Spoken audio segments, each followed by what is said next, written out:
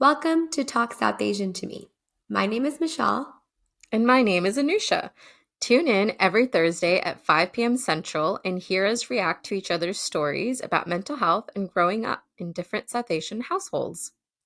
And remember, this podcast is not therapy. Engage with what feels entertaining and resonates with you, and leave what doesn't. Okay, shall we get started on today's topic? Yes, it's an So, interesting topic. yeah, today is F, and we have chosen F for family over friends, aka family Ooh, is forever, friends are temporary. yes.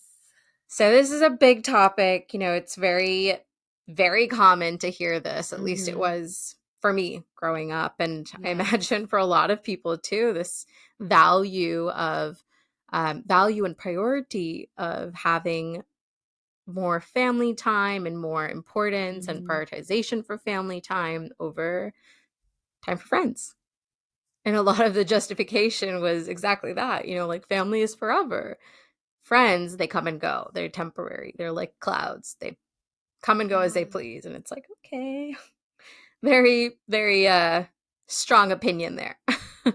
Mm-hmm. So, It is. but today I don't have any research or data or any background on it. So today it's going to be all about diving into our stories. And that's okay. I feel like this topic is still pretty new, might not have a lot of research. It's very focused on Yeah. like maybe the South Asian experience, which is an Arab population. So I Yeah. wasn't surprised, when you said that. Yeah. Yeah, exactly. It's a very particular, very specific, very nuanced kind of topic. It's not really a Yeah. general topic. So, that's okay. No But it no is relevant. yes. Hmm. It's relevant and we have a lot to say on it. So, it's fine if we don't update it today. We'll just dive right in. Yes. Let's dive in. Let's dive in. So, this was something, like I've heard all the time growing up. Family is important. Family is always here for you at the end of the day. Friends are Yes. temporary, friends come and go, friends are like Hmm. passing clouds, like just a lot of this idea that friendships aren't as important. Hmm. And I grew up hearing that a lot and like there's a lot of reasons for that. Primarily the way that I've internalized it or the way that I've understood it is Hmm. a lot of our stories, right? Especially if we're talking about parent generation who have come from, like back home, right? South Asian countries over to Mm. America or like a different country. You tend to leave some of your friends behind. Yeah. And then you go one of two ways. You either make friendships and then you really hone yourself in those friendships, or more often than not, you want to cling on more to your family. Hmm. So our family was, I guess we could say fortunate, enough to have a lot of family here.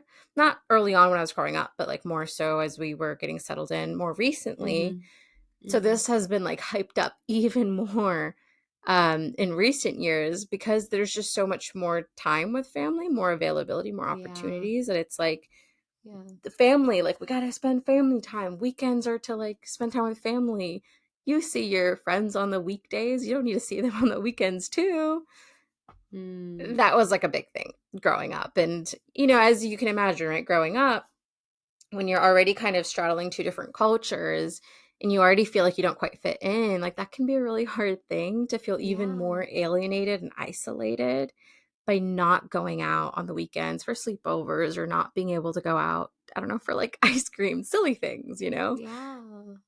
Basically, not getting to spend time outside of school, it can kind of hold you back from really feeling like you fit in even more. So that gap can have always exist. Um, and I remember way, way back, like I think I remember this as far back as like elementary school, even.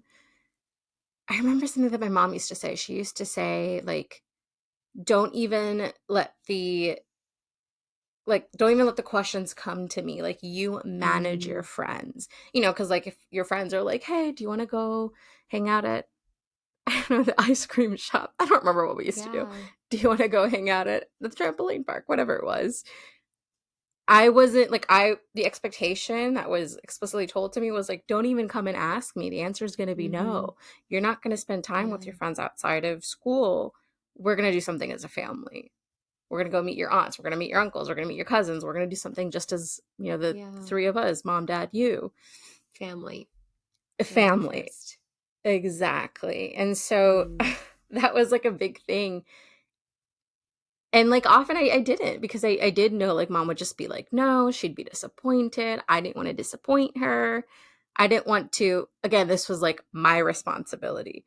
I didn't want to make her feel uncomfortable or in the position to say no. So it was like an That's a huge expectation. responsibility. Yeah, especially because it didn't really align. I didn't want that. Yes. Mom wanted Yeah. that. Yeah. But that's kind of the rhetoric of like, don't even let it come to me. I'm going to say no. You manage your friends. You tell them, you make up an excuse, you figure it out, you deal with it. And I did for a really long time until like, I don't know, late middle school, high school, when I was like, no, like enough's enough. I really want to do something. Friends became more important, more like integral, particularly because, when I was younger, I was like changing schools every year. But once I finally had a chance to like set roots, I was like, no, I Mm-hmm. really want to make these friends and I want to like do things Yeah. outside.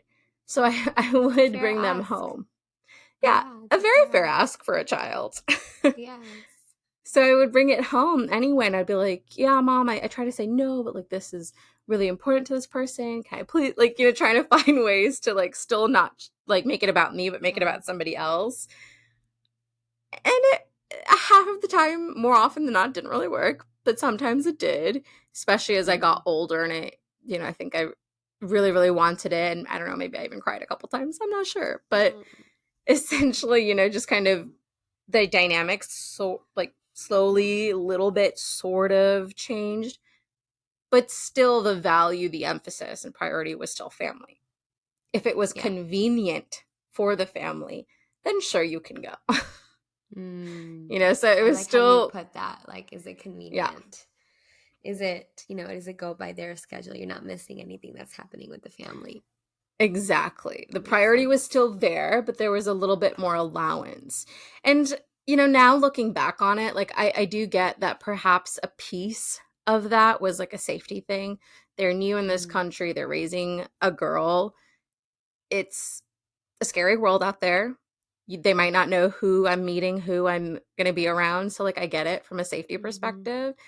It makes sense to a certain degree, but, from another perspective, it's like, well, scariness and, Kind of, yeah. issues always exist. And I think like, things like this, being around and spending time with same age peers, whether Yeah. it's like through play days or at school or whatever it Yeah. is essential for the social development of children too. 100%. I was You know? waiting for you to say that because this is like your forte, child Yeah, and development. like, but like it's so true, Yeah. that you that's essential. How does a child learn how to be socially equipped, Yeah. you know, and to be in different social encounters when they're older, right? By Yeah. being part of those social encounters. Yeah. That's how children learn, hands-on, Exactly. being in that moment, Absolutely. having that experience. And when you Mm-hmm. take that away, you know, now I wonder like if that's related, if there's research out there, if there's a connection between like social anxiety and, South Asians or whatever it is, right? Like I wonder if there is a connection because Yeah. if you're shielded from being around peers that are maybe they trust a little bit more of like other South Asian peers, but maybe Mm. still that doesn't teach Yeah. the child diversity. That doesn't teach the child like, Yeah. oh, there's other people that might not look like you that can be your friends that you can trust. Right. Exactly.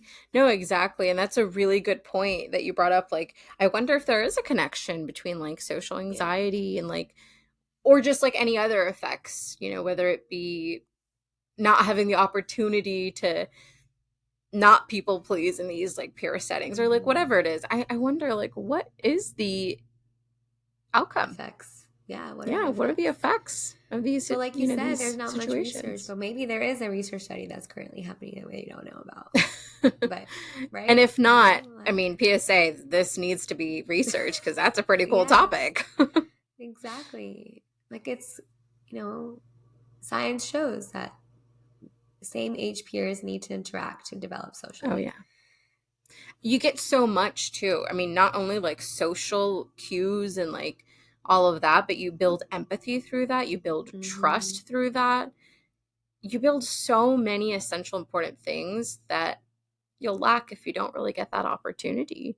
I'm sure you'll get it in other Yeah. ways, but maybe not to the same degree, right? Not to the Yeah. same kind of level of trust built within peers, the same level Mm-hmm. of comfort and ability to be authentic, ability to even experience hardship. I mean, by no means, middle school was a difficult time, I'm sure, for It was. everybody, okay? Also, nobody wants to remember that, Anisha. Nobody does. Middle school. Nobody. I'm not even talking about it.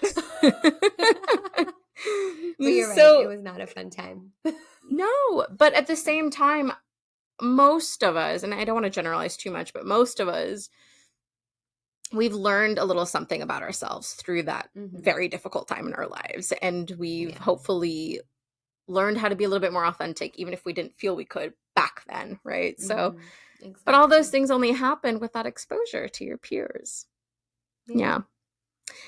But, anyways, yeah. So, some of the other things, this kind of came out in this priority of like family over friends and everything was I this is gonna like I will still point this out to my mom to this day. I wasn't allowed to do sleepovers, and that was like a big Yeah. thing back in the day, right? Like Yeah. 90s sleepovers were a huge thing. Okay, they were a huge deal. Hmm. I wasn't allowed to do sleepovers. Sleepovers for me were like with my cousins at my house, maybe at theirs, that's fine. Yeah. And other than that, it was you can see them for as long as you want, and then we can just come home. Come back home. Yeah. I'm 100% with you on that. Yeah, and like again, I Sleepovers were get frowned it. upon.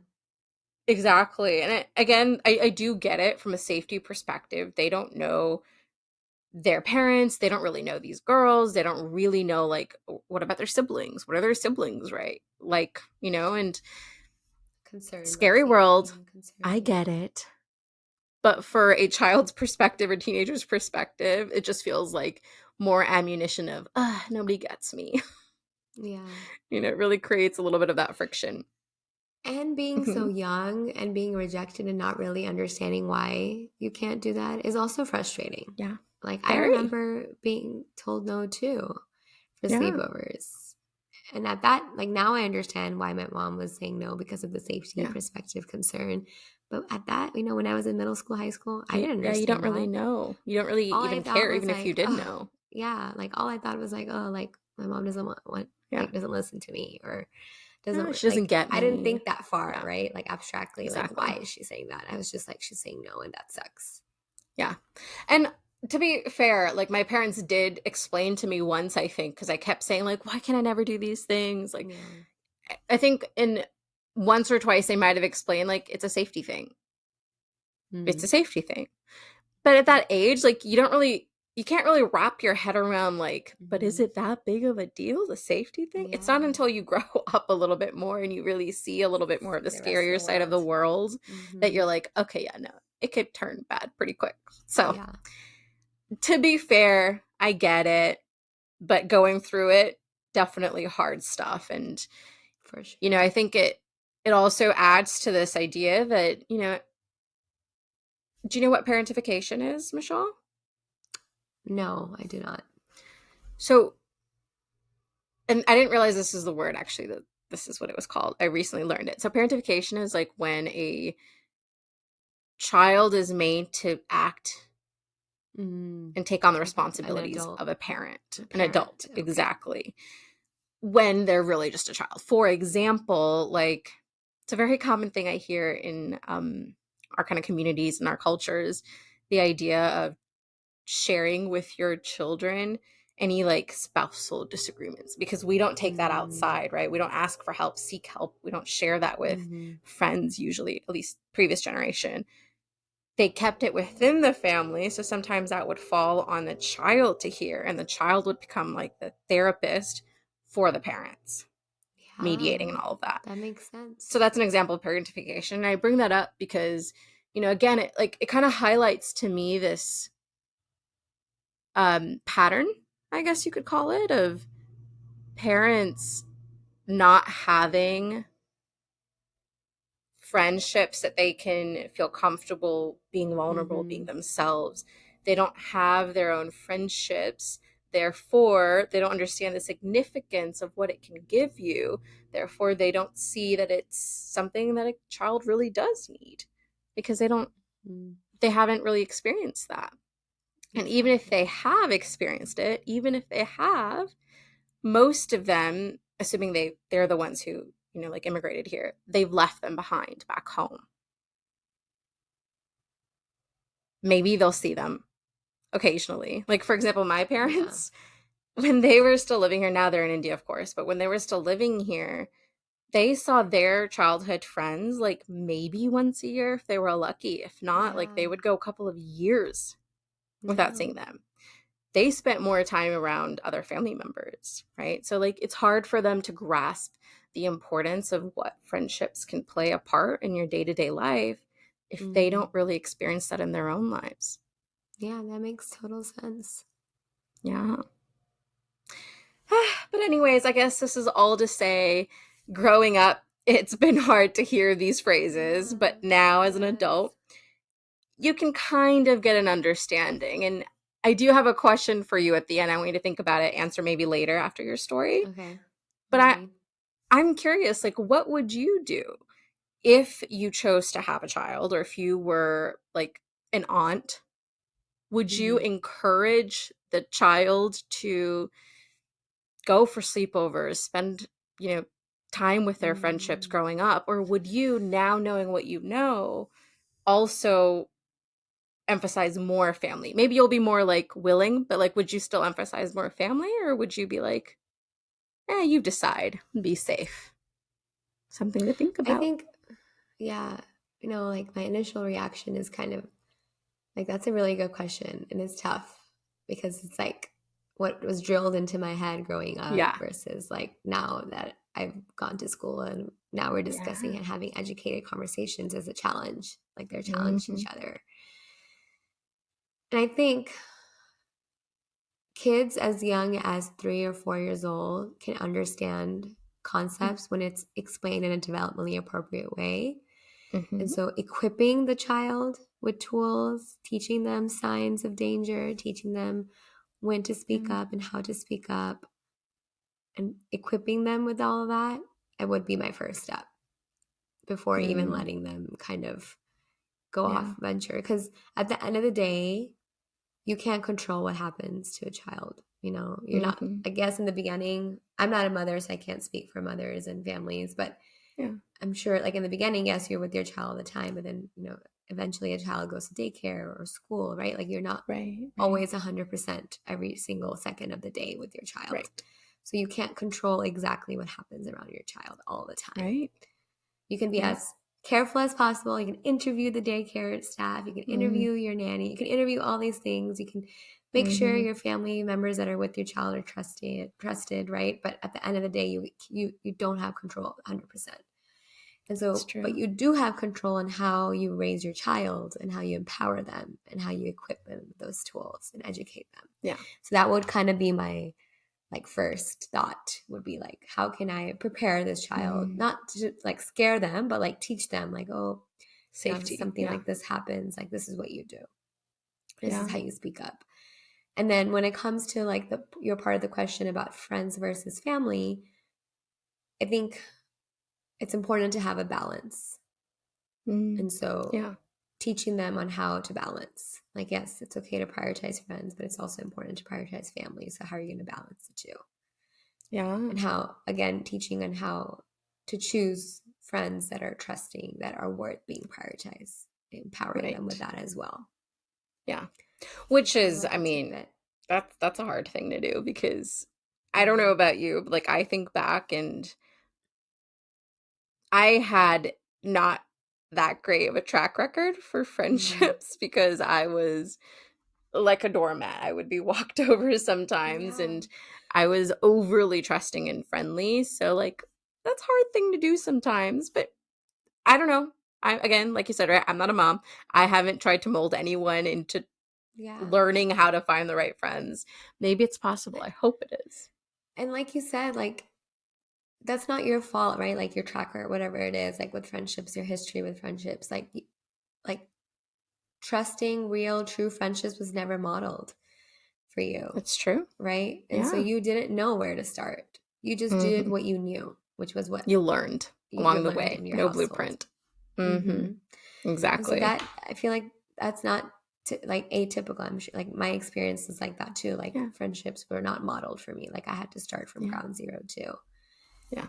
And so I think it's Exactly. important to remember that because again, no matter what it is that happened in the past, like you have to give yourself grace, right? Yeah. So I love it's that. important. But you're right, like choose teaching kids on how to choose friends, like that's not really like something that you can just teach. It's like, having those guided conversations, doing like when Yeah. they have interactions with their friends, reflecting like which ones, which interactions were good, which interactions were not so good, and why Mm. were they not so good.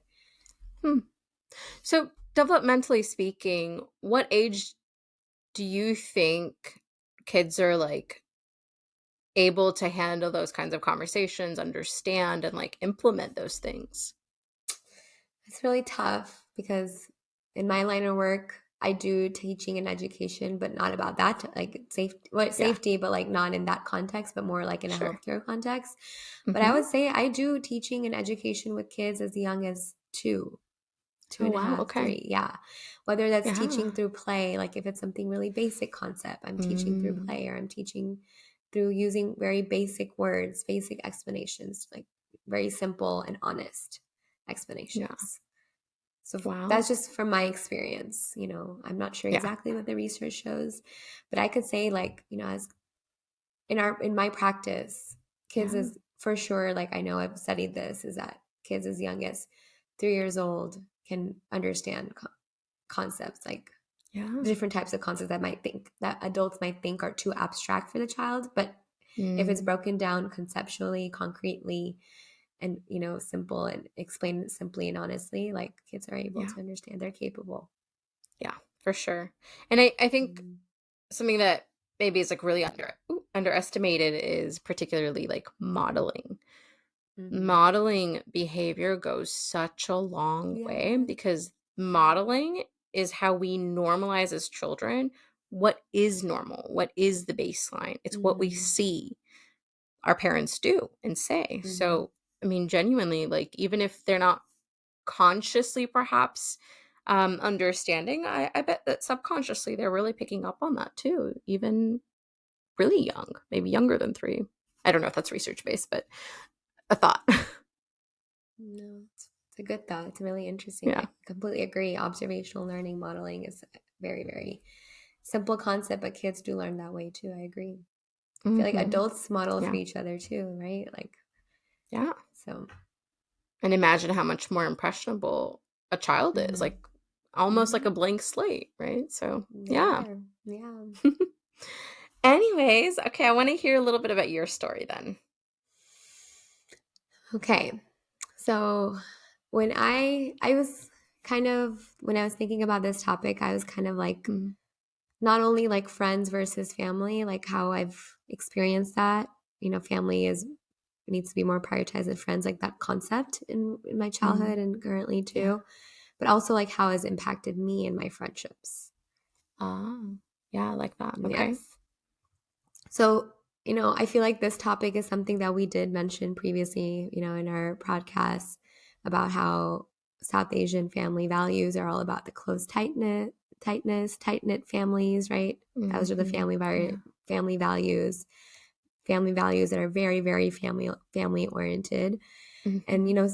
similar to you, I had some extended family growing up as well around me. So we're, till this day too, we're pretty close. We're pretty tight knit. I would say extended and immediate. But I would say when it comes to this topic, like friends versus family, my immediate family what had more of an influence on me when it came Mm. to this. Of course, right? Yeah. Because our parents were the ones that made our decisions on whether we are able Right. to spend time with our friends or not. Right. And I would say that this, thinking back, this has played out many times in my life. I resonated with what you shared about your experience, begging to go to the sleepover or begging to spend time with a friend. I feel like that's something I did too. Yeah. And, even though friendships weren't really modeled for me either, my parents also immigrated to the US. And I agree, like, from the traumatic experiences that they had growing up, and then trauma from like leaving everything behind and immigrating, and then maybe not Mhm. having the best like welcoming experience. And my Mhm. parents also started out very secluded from the rest of the family. Like my parents Mhm. moved to like were in New York, and the rest of my extended family was in Texas. And so they were really Oh, alone and yeah. isolated too. And I think that played a role too. And not having that the best welcoming experience, I'm sure, kind of created the shield for them where they were like, Mhm. we're on our own completely, and this is how we need to Right. survive. And kind of they're in that survival cycle, and it's kind of like has passed on to me, I feel. And Mm. so, growing up, I was fortunate enough to make friends right throughout my life, being given so many opportunities to make friends through school, through extracurriculars. But I feel Yeah. like I always was in a constant battle with pleasing my parents and pleasing my friends. And I feel like I'm still in Mm. that battle a Yes. little bit sometimes. I get Like in the that. westernized Mm. world, we see friends joining family trips, family events, family dinners. Yeah. But I feel like that's not a reflection of how I grew up and how my family valued all these things, like the Right. trips and dinners. It was very private. It was very like, it's only Mhm. us. Even if like mentioned like, oh, I'm gonna bring my friend to this event, like it was just like, what do you mean? You know, Yeah. right? Right. Like what is Exactly. that? And another thing that really sticks out to my in my mind when I'm thinking about this is like if I ever confided into my friends about what was happening at home, like personal family matters, Mhm. and if my Yeah. parents found out about it, like they would get really, Oh really boy. upset. Oh yeah. Like if I shared too much details. And I think it goes back to that not being trusting with others that Yeah. are not family. Yeah. Right. And so I remember like, the teenage arguments of going back and forth with my mom, and I would be like standing up for my friends a lot. And my parents Mm. would like be doubting them. And sometimes it Yeah. would like, for the most part, it would be like for no reason at all. Like I wouldn't understand, like, why are you doubting Mhm. this friend? Why do you think Yeah. this friend is going to tell the rest of the world, like, I trust them, then you should trust them Mhm. too? And they didn't understand that. Right. And so, like, one time when I was in high school, I had a really good friend at that time. And I remember my parents being constantly skeptical of her. Always, Mm. always being like, like, and I get it. Like, sometimes parents have intuition, but it Yeah. didn't feel like in this case, Yeah. because there was literally no reason at all that this friend gave me. Like, any secret I shared, it was always with her. Like, anything Mm. I told her, she always respected my privacy, always respected me, always respected my family. They were so hesitant to the point they would try to convince me to not Mm. trust her, like by making up stories or making up different things. And it was like, Mm. it was almost like a defense mechanism for them that me Yeah. trusting another person outside the household is threatening them. Right. And Right. that was just, again, like what you said, it's a huge responsibility to bear. Like, Yeah. why do I bear the responsibility of making them feel vulnerable? Because that's not Yeah. fair. Mhm. Because Um, you're right. Because it's a them feeling because there's no evidence, right? So at the end of the mhm, day, it's them feeling that vulnerability and like that inability to trust. It's mhm. about their experience, their Yeah, trauma, not necessarily based on the reality of whoever this person was and like what she was or yeah, wasn't doing. But it's a lot to ask of, a young teenage you to be like, okay, but you're in charge of them not feeling vulnerable. You're in charge of them not feeling yeah, scared because that's not something you yeah, can control really. That's based yeah. on their experience, their thoughts. Yeah, and it was just like always drilled into my head, like constant Yeah. conversations. Don't trust anyone, Michelle. You can't trust anyone. You can't trust anyone. Mm. Like it was so drilled to the point where it like started like kind of impacting me and how I thought about my Yeah. friends. And that's Mm. something that I'm struggling with till this day too. Like sometimes if I'm sharing something very close or personal to me, like I sometimes have to think twice about it or fight that, like Yeah. saying that my mom is saying over and over again, like, you can't trust anyone, because you can, Right. right? Not Yeah. everyone is going to betray you. And I get it. Like, they also had a lot of traumatic experiences where they did Yeah. encounter friends, they did encounter people that Yeah. they thought they trusted that went behind their backs, right? They Sure. lost friends, you know, there's just so many, like even families Yeah. sometimes they felt like wasn't the most trusting either. So like, but for people who didn't even sometimes feel like their own family could be trusted, like how can we trust like friends? You know, it was like that Yeah. mentality. Of Um course. and you know, I when you mentioned that example of like trying to convince your parents to like go to someone's house or a sleepover, Yeah. like I remember doing that with my friends. And maybe you were part of this too. Like we would like plot, like, oh, when are we going to ask? They have to be in a good mood. Okay. And Yeah. what are we like? Exactly. We have to prepare all the answers to all the questions. What are we going to be doing? How long are we going to Oh be my doing gosh. it? Yeah. Where are we going? If we're going anywhere else, who else is going to be there? What time to what Hmm. time? Like all the little details. And again, Yeah, you had to have a battle plan and you had to know all the yes, details so they knew all the yes, details. Oh yeah. exactly. And Exhausting. that's so exhausting, yes, like, for a little teenager thinking about It all these is. things just to, like, Yeah. convince. And I get it, Mhm. like what you said, I'm sure it has to do with safety concerns too, and, like, now that I'm an adult, I'm grown, like, I get, like, the concerns that my parents had about going out, Yeah. or being around people that they don't trust, or being at someone's house that they don't know and they don't trust. So I get Yeah. that, um, but it was that, like, it was just like a battle. I felt like I was Yeah. always like tiptoeing around this idea. Yeah. And um I don't, I do remember that now that you're saying that. Like I'm almost yeah. remembering like, yeah, I had to do that too. Yeah. You know, you Yeah. had to get creative. And I know I shall not name names, but I know like some people would like like sneak out because I mean that's what Mhm. happens, right? You hold it too tight of a fist. Mhm. People are going to get creative in attempting to fulfill the basic needs and wants that they have. Mhm. I And did that once. I had way too much fear to ever really toe a line outside. I had way I'm too not, much yeah. fear. I'm not proud of But it, I but hey, it's an interesting story to tell now. It's fine. It happened yes, once. yes, It's okay. yes. Interesting story. You're But safe now. All that yes, matters. yes. But Don't no, try this at like, home, kids. right. But it's you're right, like, it was exhausting, but I think, Yeah. like, the biggest thing was, like, the impact it had on how I viewed my Yeah. own friends and how I still Right. sometimes view my own friends that I'm Yeah. overcoming. It's, like, Right. challenging because it was a constant idea that was drilled into me, and like we Yeah. talked about, it wasn't modeled, right? Like, Mm-hmm. my Yeah. parents do have close friends right now, but it's Yeah. not the way I would treat, like I treat my close friends right now. Like it's Mm-hmm. just very, very like social, like, they're at their Mm-hmm. place of prayer and they're socializing, maybe Mm-hmm. occasionally once a year going out to eat together, very Right. rarely. Yeah. Um, but like one of my mom's like really, really like I would consider like her my mom's like best friend.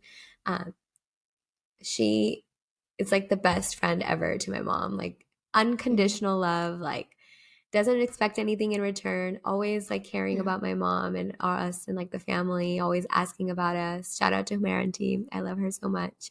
And like that's a true friend. I see it, and I tell my Yeah. mom like I love Humaranty. Like, Mm. yeah, I want you to spend more time with her, like, but like, my mom, like I can see and understand why they're like stuck in that like Mm. cycle of like distrust. And it's hard to see, especially because like I get to experience that love and that friendship and that trust, right? And so I want my mom to feel that way too and Yeah. experience that Yeah. too. But Yeah. when it comes to me and like setting those boundaries with my family, now that I'm grown and, I'm on my own, and when I am communicating that, oh, I have this plans with my friends, or I have this, I still Mm. sometimes get that long list of questions, even at this age, grown adult, Right. almost 30, right? Like, Oh yeah. but I can see like, they're starting to respect my choice to Mm. prioritize my friends too, which is good, Yeah. but it's always not perfect. And um it's a good starting point. It's a good like having some progress. Like really, Well, progress over recently. perfection. Yeah, like very recently, like within the Uh-huh. last year, I told my mom like I'm visiting a friend and to Yeah. like out of town. Like I'm going out of Uh-huh. town to visit a friend. And she was Uh-huh. like questioning like why am I going? What for? Is there another reason I'm going? Like why? Like she couldn't Right. understand like I'm only going Just to there to visit, see my yeah. friend. And that was so Mm. interesting to me, right? Yeah. Like how they view friends and how we view friends is so different. So different. So Hmm. different. Yeah. I've, like I said, right, like I've never seen anybody of the previous generation in my family visit Hmm. to visit, spend Hmm. time to spend time. It's usually like, well, we're Paired with already something. here, so Yeah. we'll just go ahead and meet you too. We'll Yes. just smush it together. Yes. It's definitely like, I think our generation is like different about the way that we see friends, the value of friendship. It's just different. Yeah. And that's Wow. kind of like my story and That my experience with this topic. that really resonates though. Like I totally Yeah. agree with everything you're saying too. Like I've experienced that. See, this is why I wanted to talk about this topic.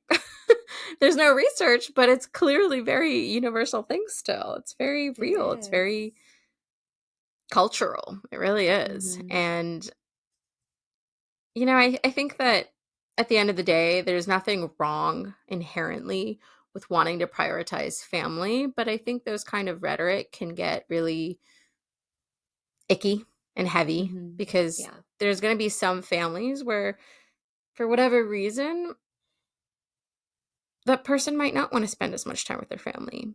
Yeah. Maybe their family doesn't give them good, happy vibes more often than not. Mm-hmm. Maybe that family doesn't feel safe for them. And this kind of continuing rhetoric of like, even in our generation, the idea of like, yeah, but family's important. We should spend time with family.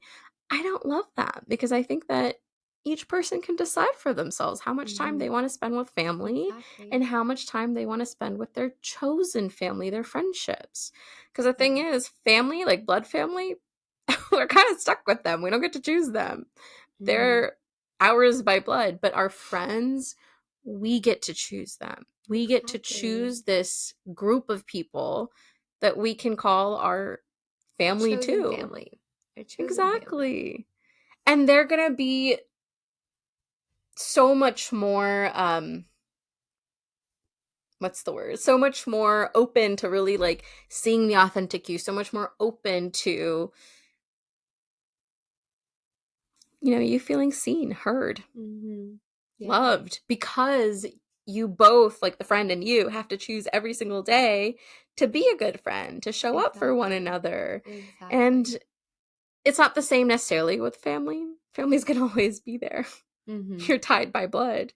So I don't know. Exactly. I think that we can kind of retire this idea that family is forever and family needs to be prioritized over friendship. I think Mm-hmm. it can be prioritized if that's what you want. Each individual. I don't know. I 100%. I feel like, agree. yeah. Like we don't there's just it seems like there's a pressure and it shouldn't be there. Yeah. It goes back Yeah. to that Like pleasing. Like you need to please your expectation. family. Expectation Hmm. and responsibility.